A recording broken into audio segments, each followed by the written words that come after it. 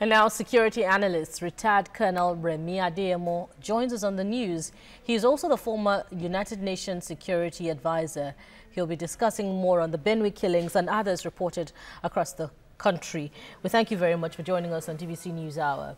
Thank you. Yes, let's start with the debate over whether, to tackle the herdsman's killings, the farmer-herdsman conflict now, with cattle colonies or with a preservation of the grazing reserves as demanded by the Nieti Allah group.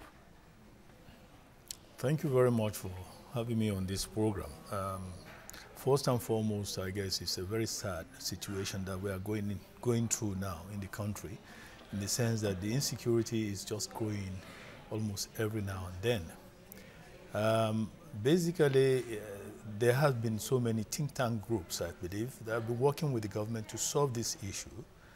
And the proposal that's been made, especially by the Minister of Agriculture, Audu Ogbe, in terms of colonies. I mean, it's been well explained that colonies is just a congregation of ranches, which in fact the government can actually assist in putting in place. I think we need to modernize.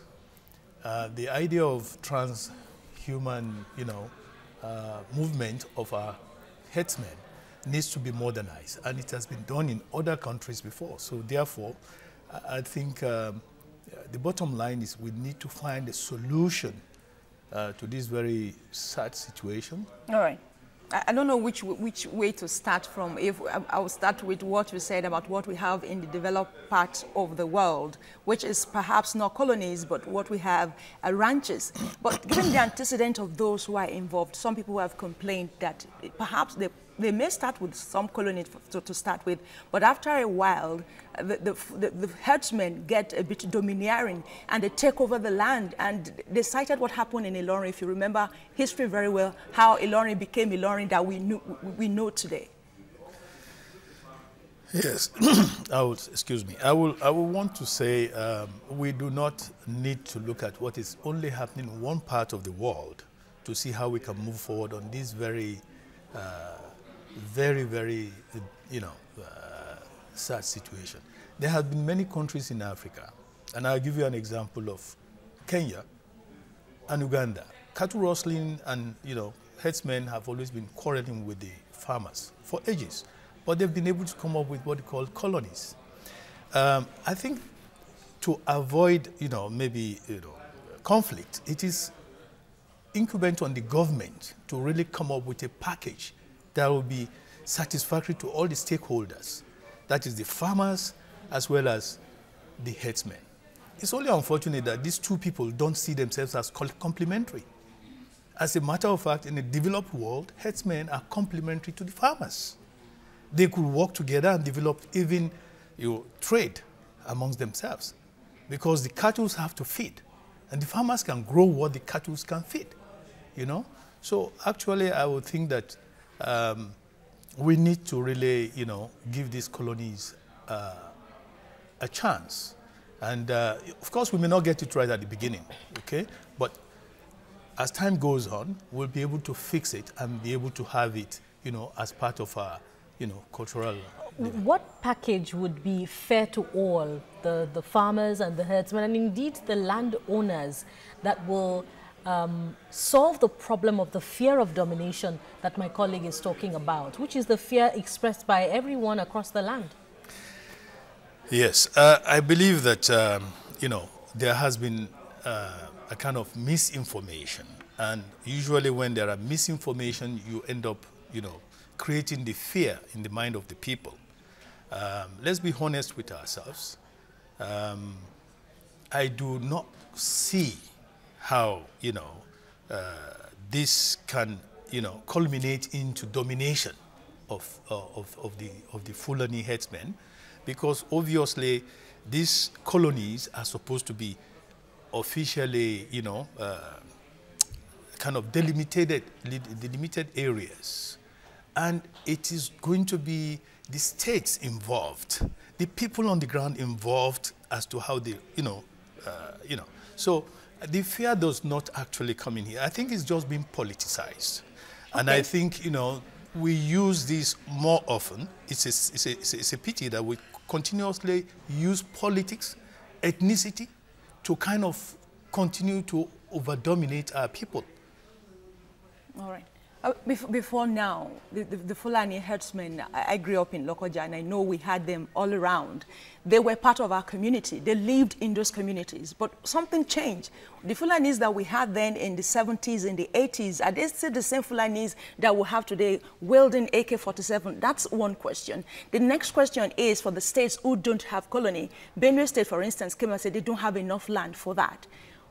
Just on a particular TV station yesterday, the spokesman for Mieti Allah was on air spewing all sorts, said, okay, except Benue State concedes or kowtow to this, the colony proposal, there will be reprisal attacks. I guess it's unfortunate that, you know, one party could, you know, come up with threats over the other with regards to this particular issue.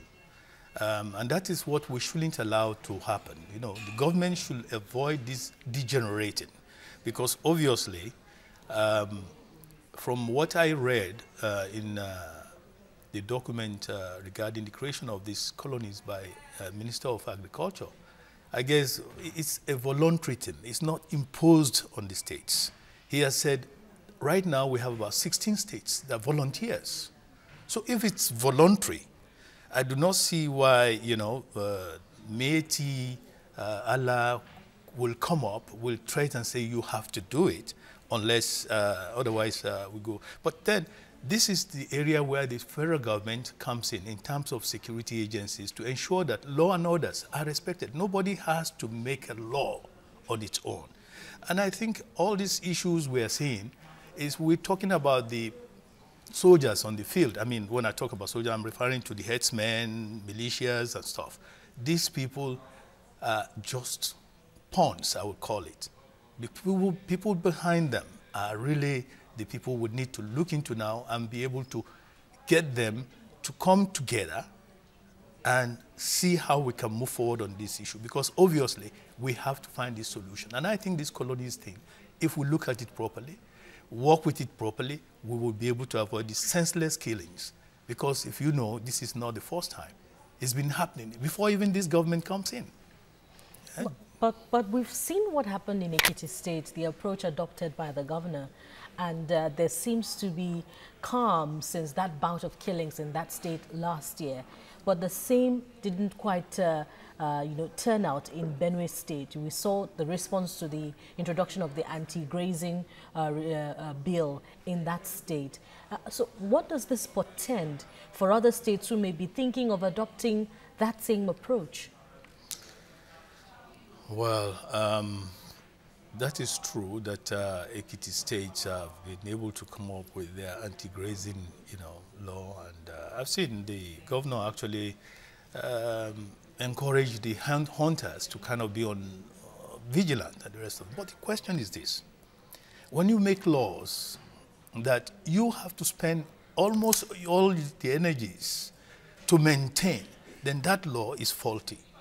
That needs to be revisited. The question is, well, since it's been done in Ekiti State, it has not recorded again. But for how long? Who actually can say when these jinx will be broken? What we're saying here is, let us as Nigerians look at this problem holistically. Unless we want to be dishonestly honest, okay, or honestly dishonest, which is always the case when we come with our national problems. When we look at it holistically, objectively, all stakeholders coming on board will be able to find a solution. And one thing that I'm happy about here for now is that this colonies issue is not a compulsory for all states. If our think tank, we have experts who can actually identify the states where those colonies can be established, then you might find out that the cries of certain states, it doesn't, really come aboard. So but do you think that people will sleep easy?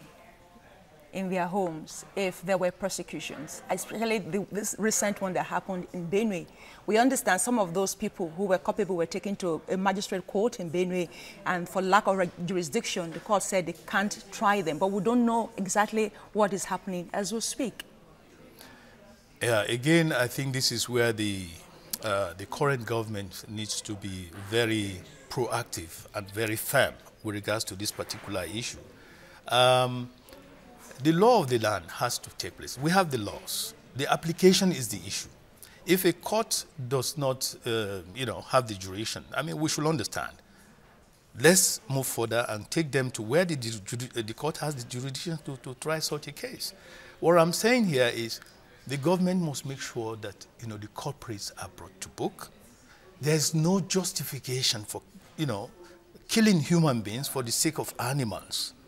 I have to say this. I mean, the human life is, the sanctity of human life goes beyond anything else. So government's responsibility is first and foremost protect the life of the people, give them the security that they need to be able to go about their businesses. Let's hope that your optimism about cooperation and a package fair to all will resonate with the policymakers as we wrap up this interview. We want to thank you very much, Mr. Remi Adeyemo, for your time and thoughts on TVC News Hour. Thank you very much for